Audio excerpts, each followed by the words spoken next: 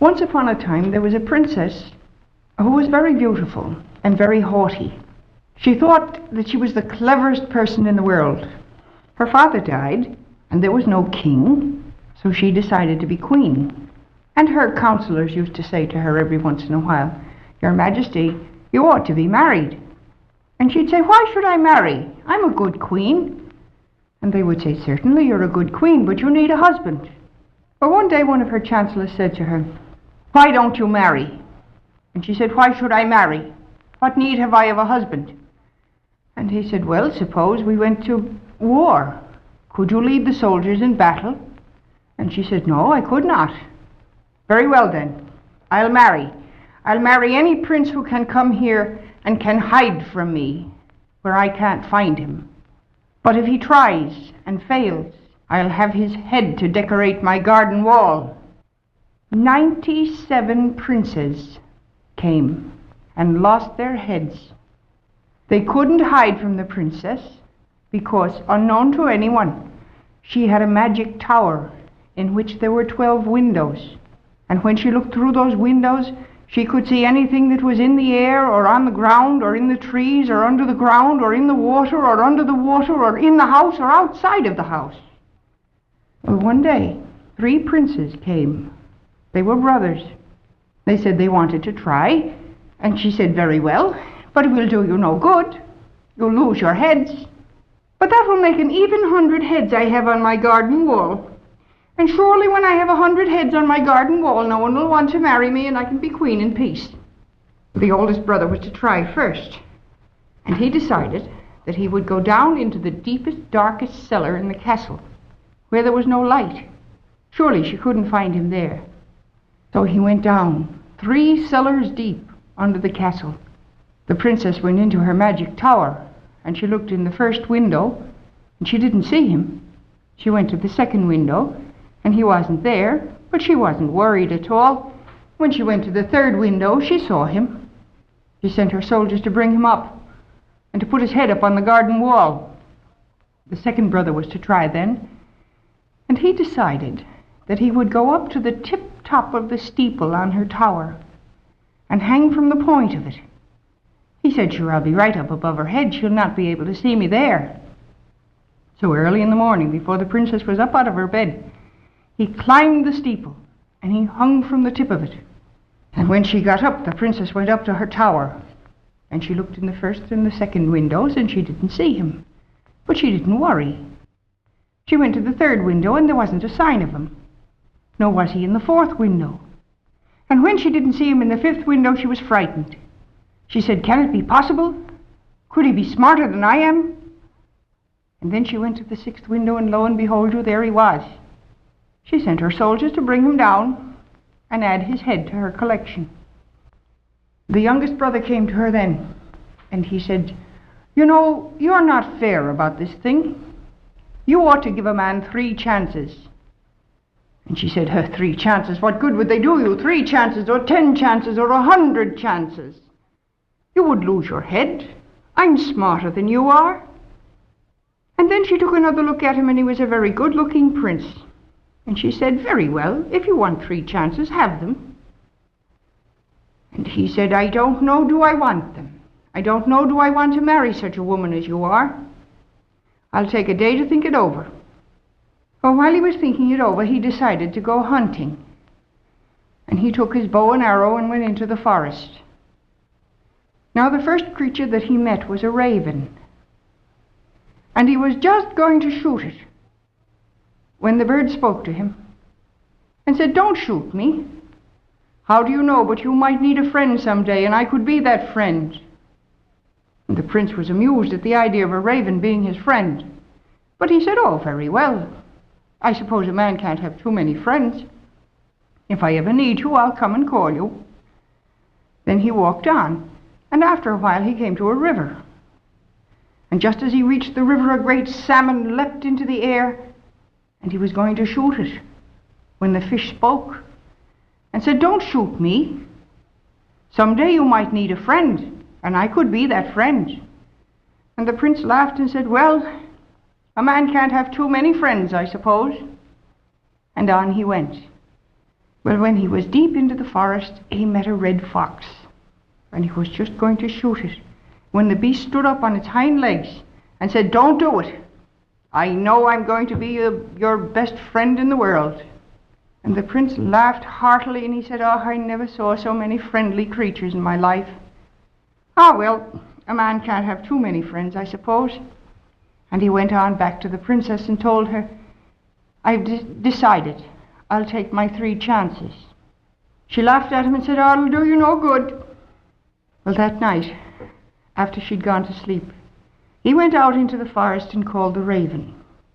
And he said, "You said you would help me. Do you think you can hide me where she can't find me?" And the raven said, "I think I can." He went back to his nest and he came down with an egg. And he broke the egg in 2 pieces, and he put the prince inside the 2 pieces, and he took it back to the nest, put it into the nest and sat down on it. And he said, now, I don't think she can find you here." Next morning, when the princess went into her tower, she looked in the 1st and the 2nd and the 3rd windows, and she didn't find him. And he wasn't in the 4th window, nor the 5th window. But in the 6th window, she spotted him, and she sent her soldiers to bring him in. And when they did, she laughed at him. She said, "Didn't I tell you it would do you no good? Why don't you give up?" And he said, "I'll not give up. I have 2 more chances. How do you know what could happen in 2 more chances?" So that night, he waited for her to go to sleep again, and he went out into the forest and called the fish, who came up to him, and the prince said, "You said you would help me. Do you think you can hide me where she can't find me?" And the salmon said, "Maybe I can. If I swallow you and take you in under the water and down into the mud under the water, surely she'd not find you there." So he swallowed the prince, and down they went into the mud under the water. And next morning, the princess went into her tower, and she looked in the 1st and the 2nd and the 3rd and the 4th and the 5th windows, and she couldn't find him. And he wasn't in the 6th window nor the 7th. There was no sign of him in the 8th window, and she was furious. She was screaming, "Is it possible? Could he be smarter than I am?" When she went to the 9th window, and there he was, as large as life. So she sent her soldiers to bring him in. And when they did, she said to him, "I told you it would do you no good. Why don't you give up?" And he said, "I'll not give up. I have another chance." So that night he went into the forest and called the fox. And he said, "You said you would help me. Can you hide me where she can't find me?" And the fox said, "I can. Come with me." And they went deep into the forest until they came to a cleared space where there was a great pool of water. And the fox went in. And when he came out, he was a man. And he said, "Now you go in." And the prince went in, and when he came out, he was a wee white rabbit with long white fur. And the fox picked him up and said, "Now, tomorrow's the day on which she goes to the marketplace to see how her people are faring. I'll be there, and she'll think I'm a merchant selling rabbits, and she'll see you and want you for a pet. Mind that you always ride on her shoulder. And when she goes into that tower, you creep in under her heavy hair and sit down at the back of her neck, because no one can see the back of her own neck." And next morning, just as the fox had predicted, he was standing in the marketplace when along came the princess in her gold coach. And she spied the rabbit. And she called the man over. And she said, "How much is that rabbit?" And he said, "Oh, your majesty, if you like this little beast, I'll give him to you." So she took the rabbit, and the wee thing leapt up her arm until he was sitting on her shoulder. And all the way home in the coach, the rabbit was nibbling at her cheek and tickling her with his whiskers, and she was enchanted. She said, "Oh, I never had such a charming pet." And then suddenly she remembered, that stupid prince, I have to go and find him." And so up she went to her tower, and as she went up the steps, the wee rabbit crept in under her heavy hair and sat down at the back of her neck. She looked in the 1st and the 2nd and the 3rd and the 4th and the 5th windows, and she couldn't find him. And he wasn't in the 6th or the 7th or the 8th or the 9th or the 10th windows. She went to the 11th window, and by this time she was screaming with rage. "Is it possible? Could he be smarter than I am?" And when she didn't see him in the 12th window, She doubled up her two hands into fists and beat on the glass and broke it. She spoiled the magic of her windows. And she was so angry that she suddenly became aware of the little rabbit, and she reached in under her hair and snatched him out and threw him out the broken window. But he landed in a haystack, and he wasn't hurt at all. He loped off into the woods, and he went back into the pool and came back in his own form. And he found the fox, and the fox said, "Now then, you have her.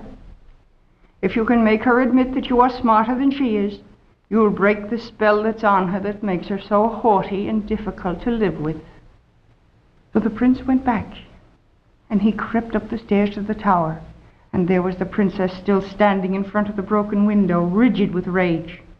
And he slipped up behind her, and he whispered into her ear, "Is it looking for me you are?" And she jumped. She said, "Where were you?" "I was right here." "You were not." "I was too." "Where were you?" "I'll not tell you. I'm smarter than you are, and you have to admit it." Oh, she had to admit it. And the minute she did, she began to change. And it wasn't very long before she had lost all her haughty airs.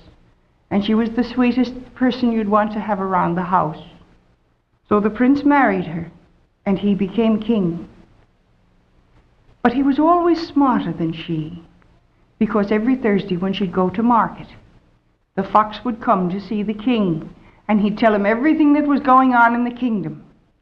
And when the queen would come home, she'd say to her husband, "Do you know what happened?" And he'd say, "I certainly do," and he'd tell her. And she never could fathom his secret. How could he know these things before she told him? And no one ever told her about the fox. But it doesn't do a woman any harm to think her husband a little bit smarter than she. So they managed to live happily ever after.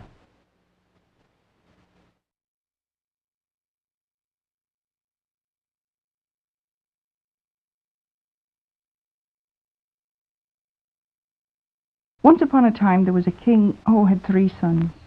And he knew very well that he would grow old, and he would have to give his kingdom to one of the sons.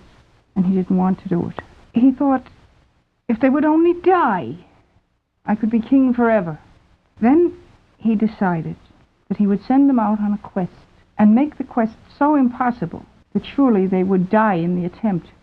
So he called them to him one time, and he said, "Now, I want you to go out and prove to me which of you is the most deserving of being king after me. Stay away for a year, and when you come back, bring me a small dog. And the one who brings me the smallest dog will be the cleverest one." So the king's sons started out, and they came to a place where the road divided, and they decided to split up and go their own ways. Well, now, I could sit here for the rest of the springtime and tell you what happened to them, but we'll follow only the youngest one.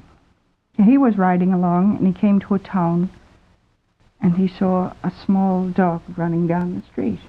And he followed it, and when it went into a house, he followed it and bought it. And he was riding along happily, thinking, this is a small dog indeed, but maybe there's a smaller one. So he rode on, and he came to another town, and lo and behold you, he saw a dog that was still smaller. So he exchanged the one he had. And he thought, now this is enough. I'll go home. No one can find a smaller dog than this. And he started home, but somehow or another he got off the road, and he found himself in a great thick forest. He was completely turned around. He couldn't tell which direction was which. And he stumbled about as best he could in amongst the trees. And his horse was having a difficult time finding his footing, when he looked up and he saw in the distance a great light. So he rode toward that. And when he came up to it, he found that it wasn't a light at all. It was a tremendous diamond set in a door, and the door was made of sapphires. And here was a great palace. Well, he rode right up to the door, and as he dismounted in front of it, the door opened. And he could see no one, and he walked up, and then he saw a pair of hands beckoning him to come in. So he walked through the door, and he was in a magnificent palace. And all he could see were these disembodied hands pointing the way. They pointed up a great staircase, and he went up, and a door opened, and the hands showed him into a bedroom. And there was a bath prepared for him, and there on the bed were fresh clothes, and the hands indicated that these were for him.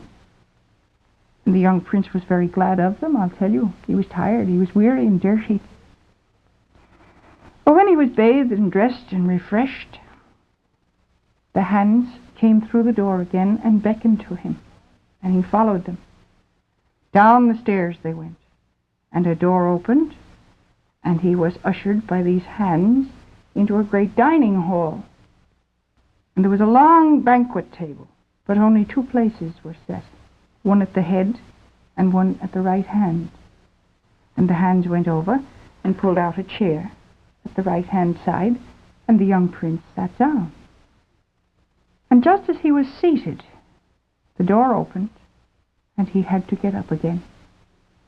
In came a little white cat, walking on her hind legs, and she was dressed as a princess would be dressed, in a blue velvet gown with a great trailing skirt. And between her 2 little pinkish ears was a crown. She walked over to the chair at the head of the table, and she put her 2 front paws up on the seat of the chair, as any kitten would, and jumped up, and turned around, and put her 2 paws down on the table, and turned to the prince and said, "I'm so glad you're here." But he sat down again in his astonishment, and he said, "Can you talk?" She said, "Yes, of course I can talk. And I've been very lonely because I've had no one to talk to. How did you happen to come here?" So then he told her about his quest, and she said, "Oh, you have plenty of time then. You could stay here and keep me company. And then at the end of a year, I'll see to it that you have the smallest dog in the world." Well, the prince was completely enchanted with her. The servants brought in her dinner, and she clapped her 2 paws together, and she said, "Oh, goody, mouse pie." And the poor prince held his stomach. Was he going to have to eat mouse pie? But no, when his dinner came in, it was delicious, and he was glad to get it too. Well, he stayed, and they would play together. They played a game that was very much like badminton. He'd have to get down on his knees in the grass, and she had a wee racket that she could hold in her 2 paws and play with him. And they'd go hunting, and she rode on a rabbit, and he'd walk beside her. It seemed no time at all to him, until one evening she said, "You know, you must be home tomorrow." And he said, "Oh, how can I travel all that distance?" She said, "Don't worry. I'll let you take my horse." Next morning, when he came down, he looked out the window, and there was her horse, a wooden horse. And he thought, how can I ride that thing? But he said nothing. He climbed up onto the horse, and the wee cat came out, and she had something. She handed it to him. It was a walnut. She said, "Don't open this until you are right in front of your father, and then open it on a cushion. And be very careful." He was very doubtful about this wooden horse. And suddenly she put her paw up and touched the horse's leg.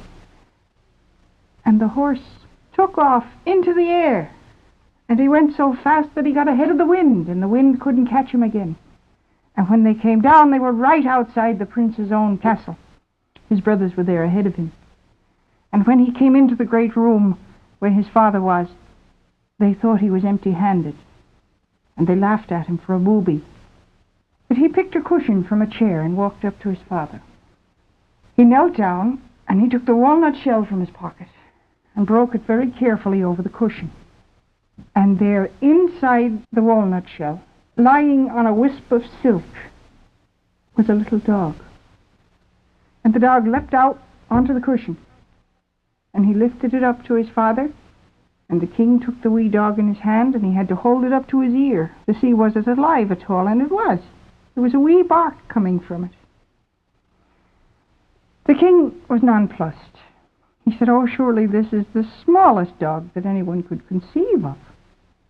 But you've all been very clever at finding small dogs. I really can't make any decision. You'll have to go on another quest." Well, the boys were willing, and the king thought, "This time I'll make it impossible. They'll surely die." So he turned to them and he said, "This time, I want you to bring me a web of linen, as long as will reach from my shoulder to the floor, as wide as will reach from fingertip to fingertip when my arms are outstretched, and so fine that it will go through the eye of a needle." The boys discussed it a bit amongst themselves, and they couldn't understand where they would ever find such a web. But they started out anyway. And when they came to the place where the roads divided, the youngest prince said to himself, "This is ridiculous, to be going off looking for something that I cannot find. I'll go back to my white cat. I'll be happy there." And he found his way back to the castle with the sapphire door and the great diamond set in the middle of it.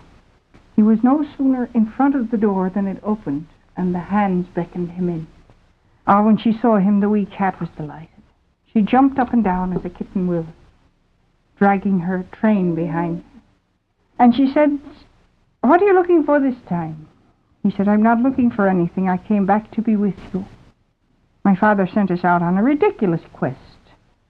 He wants a web of linen, as long as will reach from his shoulder to the floor and from fingertip to fingertip and his arms outstretched, and so fine it will go through the eye of a needle.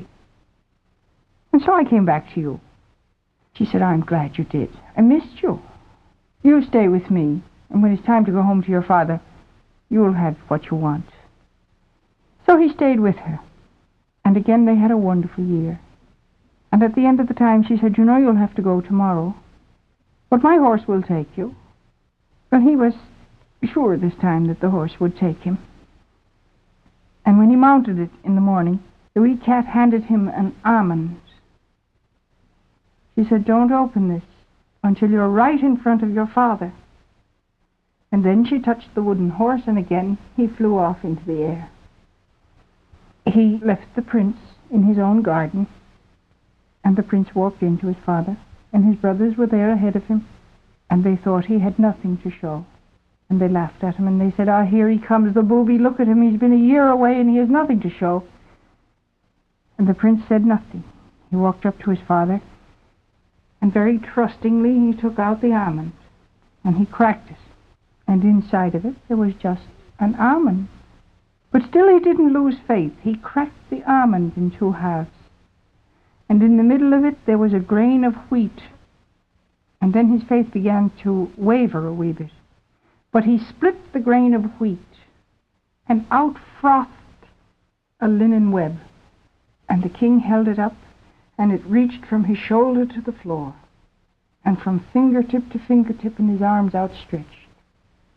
And then he folded it up and passed it through the eye of a needle. The old man was distressed, because he thought, "I'll have to give my kingdom to this youngest son. And what shall I do if I am not the king?" So then he turned to his sons once more, and he said, "This is indeed a very fine web of linen. But you've all brought me fine webs. How can I judge? You'll have to go on another quest. It's time you were married, all of you. So go out now and find wives for yourselves. And the one who brings me the most beautiful princess will be the king after me." And once again the three princes set out.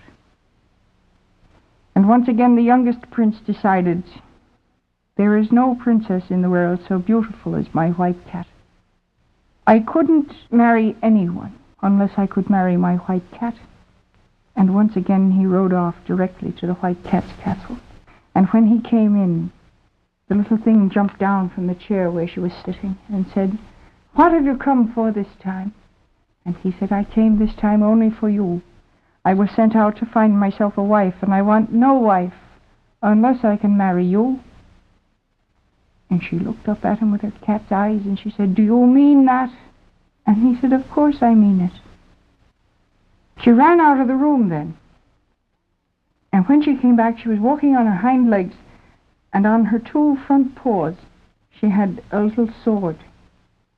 And she walked up to him and she said, "Do you really mean it?" And he said, "Yes, I mean it." She said, "Then take this sword and cut off my head." And he recoiled in horror. He said, "I couldn't do that." She said, "If you love me, you can. Believe me, you can." And so he took the sword and cut off her head. And lo and behold you, there was no cat there. Rising from the floor was the most beautiful princess he ever saw, ever dreamed of. And the door opened, and in came her servants. And she said, "You see, I have been under a wicked enchantment, and so were my servants. Only their hands showed, and now you have freed us." Well, the prince, of course, was delighted. And he said to her, "Oh, I must take you to my father. Surely my brothers will never find anyone half as lovely as you." So she called for her coach, and they climbed into the coach and away with them. And when they reached his father's house, his brothers were there ahead of him. And they had lovely princesses too. And the old king couldn't make up his mind to give up his kingdom. And he was sitting there saying, "Oh, I cannot choose, I cannot choose," when the little princess who had been the cat looked into his eyes and saw the deceit there. And she said to him, "You do not want to choose, and you needn't, because I am the queen of 6 kingdoms. And I will give 2 to your oldest son, and 2 to your second son, and your youngest son and I will keep 2, and you can keep your 1 kingdom, and I hope you'll be happy with it." And with that, the 3 princes and their princesses went off and ruled their own kingdoms and left the old king all alone, and he was a lonely man for the rest of his life. Once upon a time there was a king in Greece, name was Midas. And if there was one thing he loved above everything else, it was gold. He used to play with his gold. He would sit out in his garden and ignore the flowers, ignore the sunshine, and he would count gold pieces and take them from one bag and put them into another. Well, one morning he was sitting out in the garden counting his gold pieces when his little daughter ran up to him. And she said, "Father, don't you know this is your birthday? Look what I made for you." And she gave him a handkerchief that was embroidered in red thread. And he said, "Why did you use red thread? You're a princess. Why didn't you use gold thread?" And the child turned away from him, hurt. And she was crying as she walked away. And now there was an old man passing, and he saw what happened. So he turned in at the gate. And he came up and sat down by the king. And he looked like any ordinary old man that you would see on the roads. But it happened to be the god Apollo who had taken this form to walk about the earth to see how his people were doing.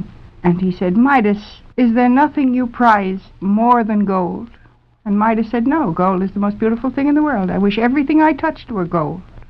And the old man said, "You really wish that?" "Oh, I do, I do." The old man said, "Very well. That's your wish, and there now, you have it." And Midas put both his hands down on the table, and he said, "You mean it?" And when he took up his hands, there were gold handprints on the table. And he jumped up in his excitement and ran across the grass, and every way he stepped, he left a gold footprint. All the way across the grass, up the walk, up the marble steps of his palace, and into the house with him. Well, the first person he met was his little daughter, and she was still crying.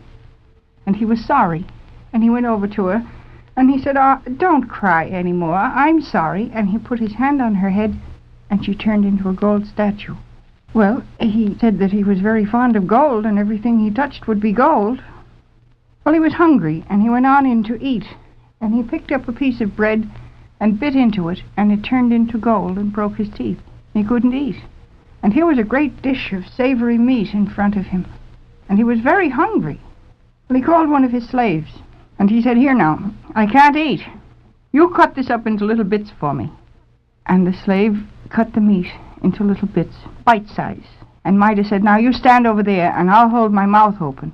And you throw them into my mouth. Maybe if they don't touch my teeth, I can swallow them. And the slave, was very deft, picked up a bit of meat and threw it into the king's mouth, but the minute it hit his mouth, it turned into a chunk of gold, and he couldn't eat. Well, he was beginning to see that maybe it wasn't a good idea to have everything gold, and he said, well, if I can do nothing else, I can sleep. And he went up to his bed, and he got into the bed, and the minute he touched it, it turned into gold. And it was hard and uncomfortable, and he couldn't sleep. And he tossed and he turned, and night came at last, and he couldn't sleep. And the moonlight came in at the window, and at last he drifted off into a weary doze, and he had a dream. He dreamed that Pallas Athena came to him. She was the goddess of wisdom, and she said, Midas, my brother Apollo is fond of his little joke. Would you like to get rid of this gift? And Midas said, oh, this is no gift, this is a curse he put on me. And she said, very well, if you want to get rid of it, you do as I tell you. Go down to the sea. You will find the moon shining on the sea. Wade into the path of the moon. And as you bathe in that moonlight in the water, this curse will leave you. And bring back some of the water with you, and you can restore your little daughter to life. So Midas leapt up from his hard gold bed, and he picked up a pitcher that was near him, and it turned to gold as he touched it. And he ran out of the house, leaving a gold footprint everywhere he touched, and he ran down to the seashore, and there he saw a great path of moonlight on the night sea, and he waded right into it up to his neck, and he ducked his head under in the moonlight. And then he came up and he filled the pitcher and he waded out again. And he came back to the house and he looked at his footprints as he walked, and he wasn't leaving any gold tracks after him. And he came in and he poured some of this water over the gold statue that had been his little daughter, and she came to life and began to breathe again. Well, in the morning, Midas was very glad to see that things were back the way they should be. And when he went out into the garden with his little daughter and she brought him a rose, he was very happy when he touched it, that it stayed a rose. And then he began to get angry as the sun came up in the sky. It reminded him of Apollo. And he shook his fist at it. And he said, you, Apollo, you and your jokes, that's a fine thing you did to me. You nearly ruined me. You, the god of the sun, and the god of music. I can sing better than you can. Well, now, if there was one thing that the Greek gods would not stand for at all, it was to have any mere mortal challenge them in any of their particular fields. And when Apollo heard these blasphemous words coming from Midas' mouth, he came right down again. And in no disguise this time, he came down in his full glory. And he said, Midas, did you mean what you said? And Midas said, I certainly did. You say you can sing. I can sing better than you can. And Apollo said, very well, if you really think that, we'll have a little contest. We'll see who's the better musician.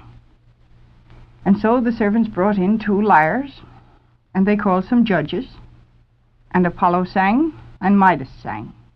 Well, Apollo was the better singer, and the judges said so.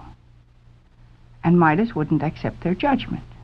He turned on them and he said, you're only saying that because he's a god and you're afraid of him. If you were telling the truth at all, if you had any courage in you, you would admit it. I'm a better singer than he is.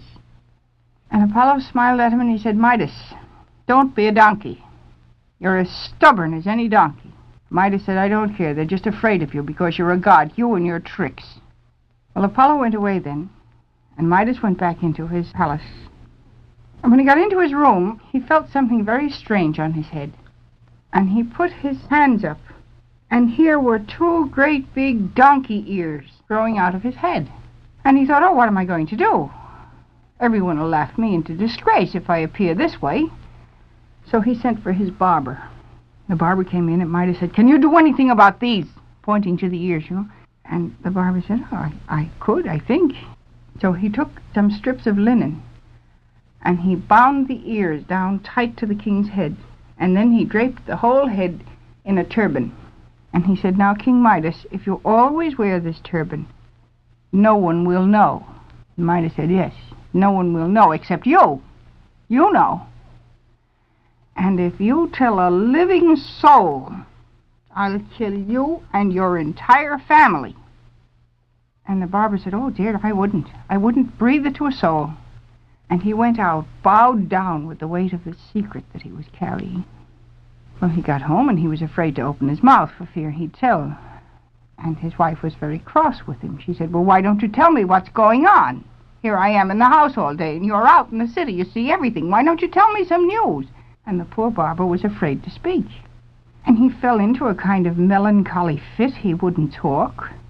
And ordinarily he was a very sociable fellow and always had plenty of chat about him. And his friends couldn't understand what was the matter with him at all. They thought he was sick. And so he was. This was a weighty secret he was carrying around. Well, one day he could stand it no longer. He decided that if he saw the face of a friend, he would surely betray the king's secret. So he wandered out of the city, out along the river. And he walked quite some distance from the city. And he came to a little bend in the river. And he dug a hole in the river bank. He stretched himself out on the grass and he whispered into the hole on the river bank, King Midas has big ass's ears. And then he plugged up the hole and he sat up and, oh, he felt fine. He was rid of the secret. And he went running off back to his shop in the city, and he was his old self again. Well, now, he hadn't noticed that right there in the bend of the river there was a bed of rushes. And rushes are very talkative plants. They whisper continually, and they heard what he said. And they began whispering to each other, King Midas has big ass's ears. King Midas has big ass's ears. Now, every time the wind would go through them or the water would make them move, they would say this, King Midas has big ass's ears. Later on in the day, a man from the city was walking by there, and he heard the rushes talking to each other. And he said, I wonder what they're saying. So he went down to the riverbank and he listened, and the next time a wee breeze came through, he heard them say, King Midas has big ass's ears. And he jumped up and he said, ha-ha! That's why he wears that funny-looking turban all the time. And he ran as hard as he could back to the city. And the first friend he met, he said, do you know why the king wears that turban? He has big ass's ears. And that friend said, no, is that so? And right away they separated and they ran away, and each one of them told the next two people they met, King Midas has big ass's ears. That's why he wears that turban. And before very long, the word was all over the city. And the last one to hear it was the king. And he sent for the barber. And when the barber came in with his fine old springy step, the king said, so, you told. I told what, your majesty? You told my secret. I didn't. I didn't tell a living soul.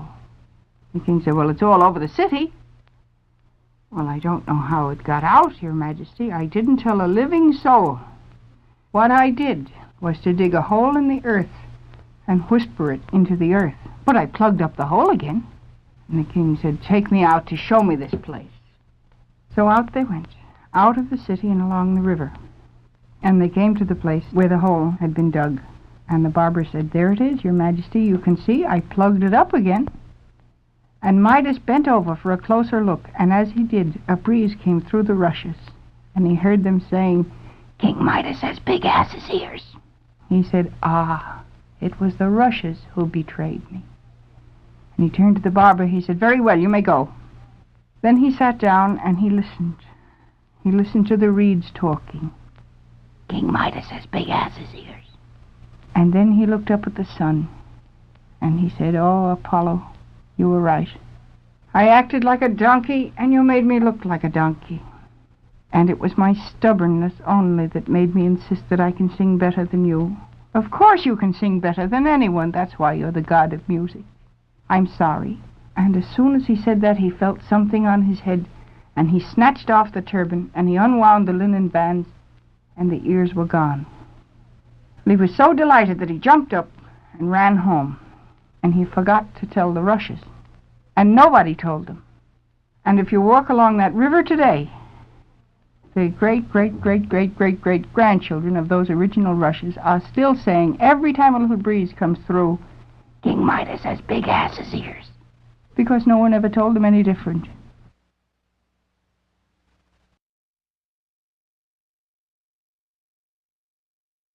Once upon a time there was a man who had 3 daughters. One day he was out walking in the garden, and a great black raven came and sat on his shoulder, and he brushed it away. But the bird came back and sat down on his head. And he looked up and he said, "What do you want, you creature?" And to his great amazement, the bird spoke to him. He said, "Oh, I'm so glad you spoke to me, because I can't speak till I'm spoken to." And the old man said, "Oh, you a raven and you talking?" "Oh, I'm not a real raven. I'm a prince who's under an enchantment." "Oh, are you indeed? Oh, you poor fellow. Is there anything I could do for you?" And the raven said, "Well, now, there is. If you could get one of your daughters to marry me, I could break this enchantment." The old man said, "Oh, I don't know. I'd have to go and ask them." So he went into the house and he called his daughters to him. Now, the 2 older ones were very haughty creatures, but the youngest one, Una, was a sweet little thing. And they came in, and their father said, "There's a raven outside who wants to marry one of you." And the 2 oldest ones screamed at him and said, "Father, you're in your dotage. What's the matter with you?" He said, "Oh, he's not a real raven. He's a prince. He's under an enchantment." They said, "Ah, that's worse. That's witchcraft."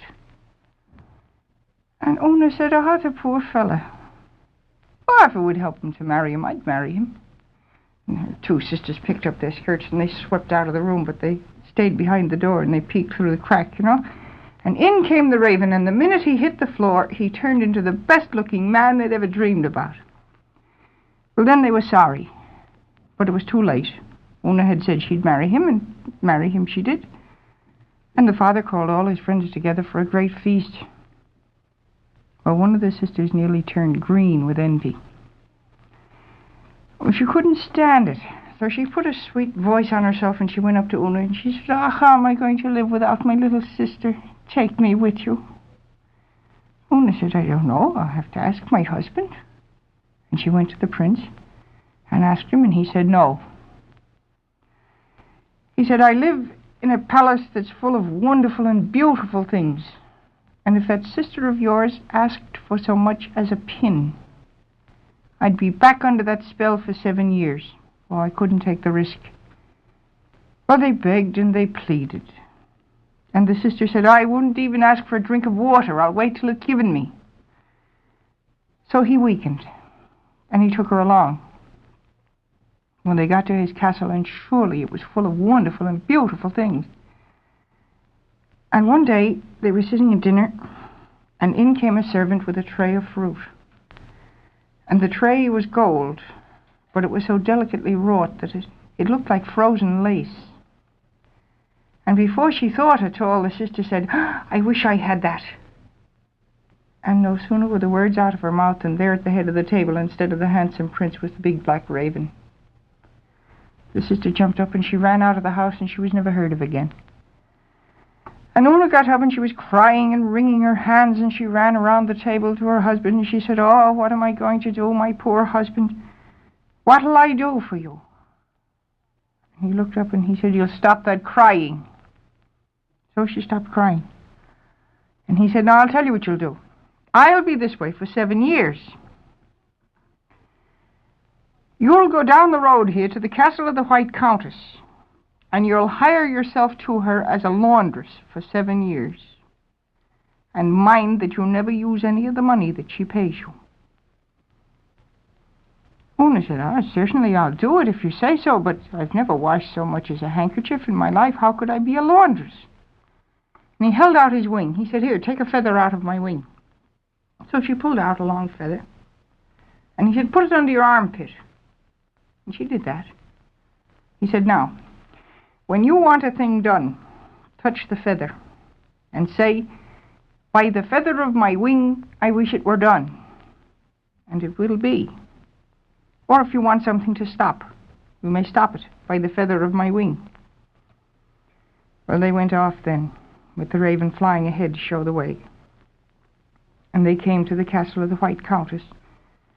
And Una stopped by the gate, and she watched her husband fly off into the woods. And she looked in through the gate, and here was this great castle, set in the middle of a circular drive with gardens and lawns all around it. And she went in and hired herself out as a laundress. Now, the reason the Raven had sent her to the White Countess was that all of her servants were women. And the White Countess took a look at Una and took her down to the washroom. And here were hundreds of baskets of dirty clothes. And the mistress said, "Wash them," and left her there. Well, Una looked at these appalling, dirty clothes, and she finally got up her courage and touched the feather and said, "By the feather of my wing, I wish it were washed and hung up on the lines to dry in the sun." And before you could blink your eyes twice, the clothes were clean, washed, sparkling, up on the lines in the sun. So Una sat down and waited for them to dry. And when they were dry, she touched the feather and said, "By the feather of my wing, I wish you were down and ironed and put away where you're supposed to be." And you wouldn't have counted 10 before they were down and ironed and folded and put away. When the White Countess saw that, she went to her waitress, and she said, "This girl is a witch. I'm sure she's a witch. See now, can you find out where her power lies?" So that night, after they were all in bed, the waitress came into Una's room, and she sat down by the side of the bed, she in her nightgown, mind you. And she began to talk. Oh, she got very confidential. And after a while she said, "Tell me, Una, what is this power you have?" Well, Una was no fool. She wasn't going to tell. So she said, "Oh, it's nothing. You see this curl over my ear? I just twist it, and I wish." And then she pretended to be very sleepy, and the waitress went off. But she slipped back in when she thought Una would be asleep.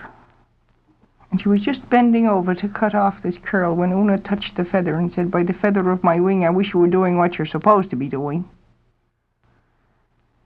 Well, the girl's next job was to set tables. So she went downstairs, and she in her nightgown, and began to set tables. She used up all the knives and forks in the house. When she ran out of that, she went into the kitchen, and she got the big carving knives and the big roasting forks and the big basting spoons, and she set tables with those. And she had the house upset entirely. Well, the next morning, the White Countess came down, and she saw what a mess her house was in, and she shook the girl by the shoulder, and she couldn't make her stop. Until Una, coming down the stairway, saw what was going on, and she said, "By the feather of my wing, I wish it would stop." And then the waitress came to her senses. And there she was in front of the mistress in her nightgown, and the house a ruin. Oh, she was mortified. She ran up to her room, she locked the door, and she stayed there for 2 nights and a day. So the mistress went then to her gardener, who was a woman too.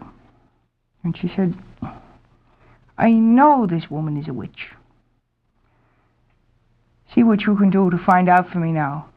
What is this power she has?" So that night, after Una was in bed, the gardener came into her room, and she sat down on the edge of the bed, and oh, she talked to her like a mother. Butter wouldn't melt in her mouth.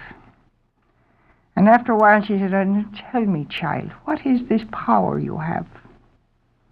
Una said, "Oh, it's really nothing. You see this ribbon at my wrist?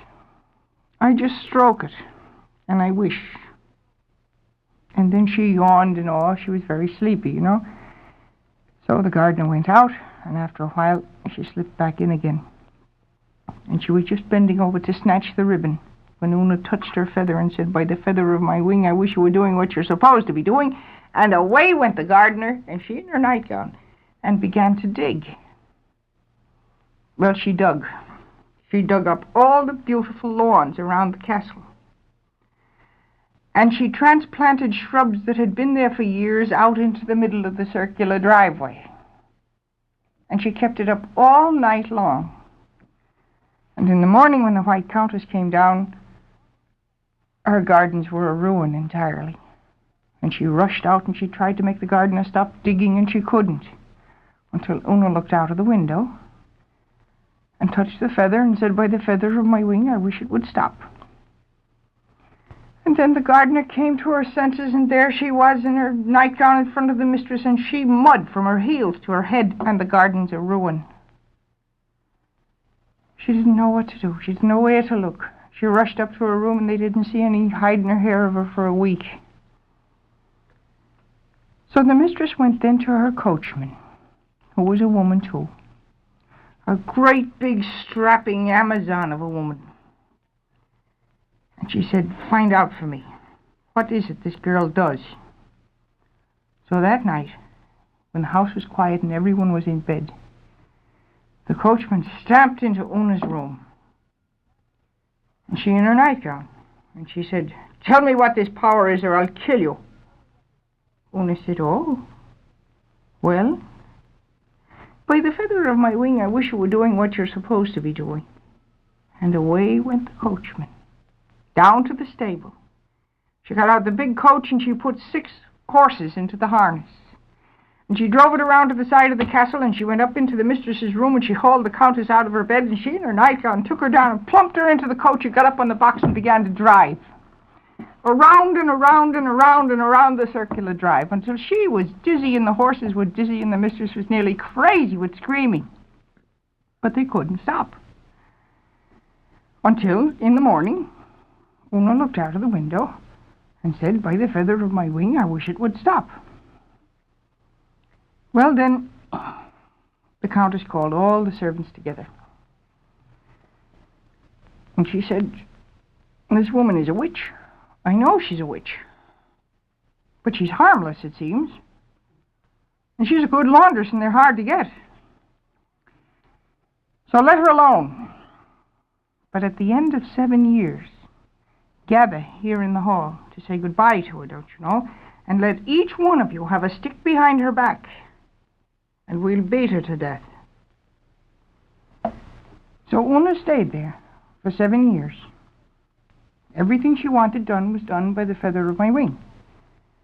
And at the end of that time, she was upstairs packing up her few bits of things, and she had a drawer full of money that the White Countess had paid her that she'd never touched.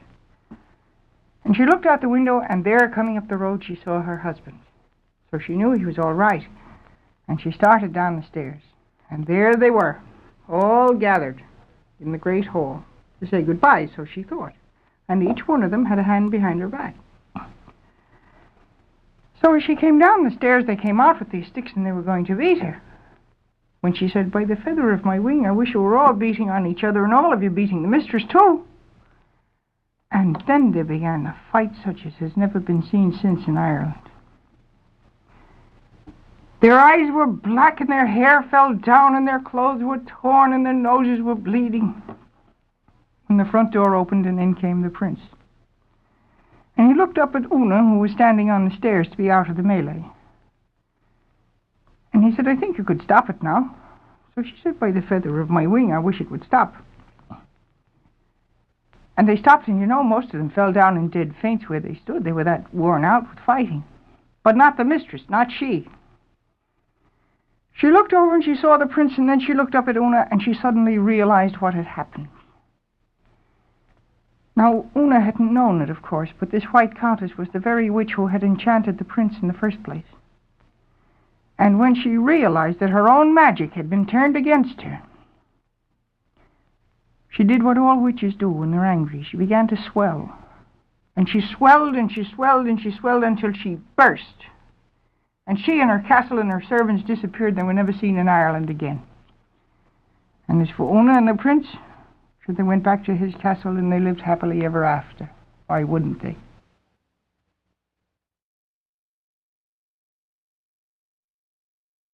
Once upon a time there was a king who was so clever that no one could fool him. He had a daughter who was of an age to be married, and he wanted to find a clever husband for her. So he sent a proclamation out to all the surrounding countries, saying that any prince who could come there and fool him could marry the princess and have half of the kingdom. Well, many princes came and tried, but the king was much too clever for them. He was angry at the waste of his time, and one day he said to his chancellor, "We have to put a stop to this. I cannot waste my time this way. The next one who comes here to try for my daughter's hand and doesn't fool me will be whipped out of the kingdom." Well, princes still came once in a while, but they couldn't fool the king, and each one of them was whipped out of the kingdom, and after a while they stopped coming. And the king was a bit worried. So he said to his chancellor, "We'll make this proclamation broader. We'll say that any man who comes here and fools me can marry the princess. But if he tries and fails, he'll be whipped out of the kingdom, because I will not have my time wasted." Now there was a miller who lived in that town, and he had 3 sons. Peter was the oldest, and Paul was the next one, and the youngest fellow was called Boots.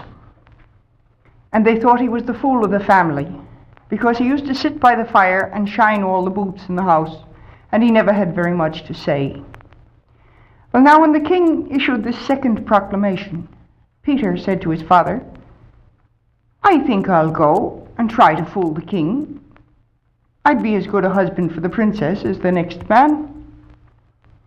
So his father bought him some fine new clothes and gave him a pocket full of money and sent him off, wishing him luck. And Peter went to the king, and the king looked up from whatever he was doing, and he said, "Did you come to fool me?" And Peter said, well, yes, I did." And the king said, "Do you know that you'll be well beaten if you fail?" And Peter's courage deserted him entirely, and he said, "Well, your majesty, if it's all the same to you, I think I'll not try today." And he went home shivering in his boots. And when he told his father about it, and his brother Paul heard it, Paul laughed at him and said, "Ah, you fool, you're as crazy as Boots here. Why didn't you try anyway? I'll go. I'll fool him."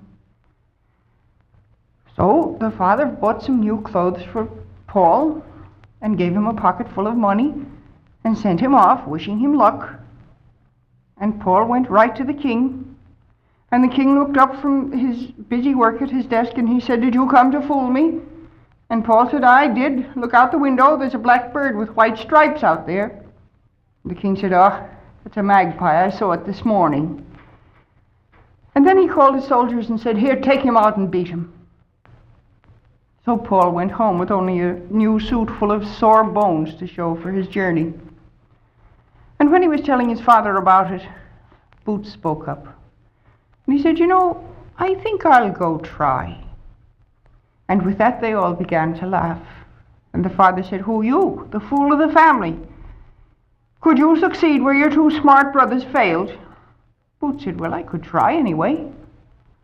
And his father said, "Well, I'll waste no money on clothes for you, nor will I give you any pocket money." Boots said, "I don't need new clothes. All I want is that old hat that's hanging up there over the oven." And there was a dirty old hat hanging up there. And his father said, "That just goes to prove that you're the fool of the family. Nobody but a fool would want that hat." "Well, I'll give you no money." Boots said, "I don't need any money. I have 5 shillings in my pocket now." So the next morning he started off with the dirty old hat under his arm and the 5 shillings in his pocket. Well, on the road he came up with an old woman who was on her way into the market, and she carrying a great basket of cups and saucers that she had made. And Boots stopped and said, "Granny, that looks a bit heavy. I'll give you a hand." And he was helping her carry it along, and he said, "How much will you make if you sell all of these?" And she laughed and said, "Oh, I wouldn't be that lucky to sell them all in one day. But if I did, I'd make 3 shillings.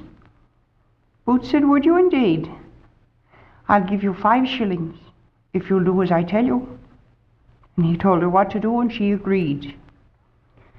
She went right to the king's gate, and set her basket down on the cobblestones. Boots came around another way, and he stood in front of the gate, and he took the old hat, and he was beating it against his thigh, and jumping up and down, and screaming at the top of his voice, "I'll not do it! You can't make me do it! I wouldn't sell it for a bag of gold!" Well, the king heard all of this noise and came out to see what was the matter. He looked at Boots and he said, "Here, boy, what wouldn't you sell for a bag of gold?" And Boots held out the old hat. He said, "This, my fooling hat." The king said, "A fooling hat? What kind of a thing is that? It doesn't look worth 2 coppers to me." "Well, it's my fooling hat, and I wouldn't sell it for a bag of gold." The king said, "What's a fooling hat?" Boots said, "I fool people with it. Do you want to see me fool that old woman into breaking her cups and saucers?" Well, yes, the king wanted to see that. So Boots shook the old hat and he blew into it twice. And then he began to say, "Break your cups, break your saucers, break your cups." Well, that was the signal to the bargain he'd made with the old woman. And she began to pick up the cups and the saucers and to smash them into smithereens on the cobbles. Oh, the king was delighted. He wanted that hat. And he said, "Boots, sell me your hat." "Why, Your Majesty, I can't sell you my hat. It's my fooling hat." "Oh, but you're the king." "I tell you, I'll sell it to you for 2 bags of gold." So the king went in, and when he came out again, he had 2 bags of gold, and he bought the hat. So Boots went off to the next city, and he outfitted himself in some fine clothes, and he bought himself a fine horse, and rode back. And when he reached the palace again, there was the king, sitting on the front steps, blowing into the hat. Sure, he couldn't fool a mouse. He blew enough wind into that hat to sail a ship, and it did him no good. So Boots jumped down from the horse and went up to him and said, "There now, I fooled you. Where's my princess?" And the king said, wait now, before we talk about any princesses, indeed. You know that money I gave you for this hat? That was the last money I had in the house. And my chancellor, who takes care of my money, has gone home to his house, and he won't come back and give me another coin. And unless you bring him back here against his will, we'll not talk princesses." Boots was a little put out. He said that wasn't in the bargain, but, "Oh, very well, I'll do it. Just let him know I'm coming." And the king sent word to the chancellor that Boots was coming to get him.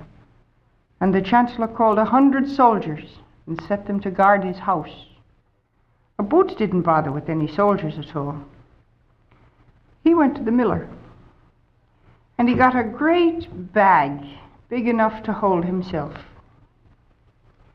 And he climbed into it, and he had the miller deliver him in his cart to the chancellor's house. And the soldiers let the miller's cart go by, thinking it was just a great bag of flour coming into the house. And the miller stretched it out at the back door and drove away. But Boots waited quietly until he heard someone come through the door. It was one of the maids. Then he began to move a little bit and to groan. And the girl was frightened. And she said, "Who's that?" And Boots said, "Shh! You bother me." Well, she ran off into her master and she said, "Oh, master, master, there's something terrible at the back door." So the old chancellor came out, and when he did, Boots began to move a little bit more and to groan. And the chancellor said, "Here now, who's in that sack?" And Boots said, "Shh, you bother me. What are you doing in that sack?" "I'm getting wise." "How can you get wise in a sack?"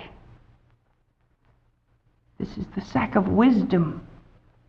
"Is it, indeed? Well, what did you find out?" And Boots said, I found out that Boots is on his way with 1,000 soldiers to capture you." The chancellor said, "Is he indeed? When's he coming? And Boots said, I haven't found that out yet. Well, hurry up and find it out. Oh, sure, I can't hurry up. You can't hurry wisdom.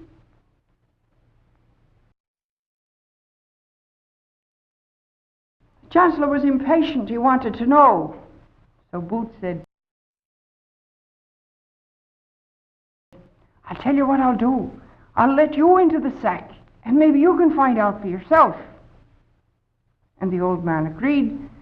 So Boots came out of the sack and put the Chancellor into it. And as soon as he had him into the sack, he tied up the mouth of it and threw it over his shoulder and went off the back way around the soldiers and back to the king. But he didn't take him right to the king. The Chancellor was squirming and kicking and yelling in the sack. And Boots was a little annoyed with the king anyway. So he went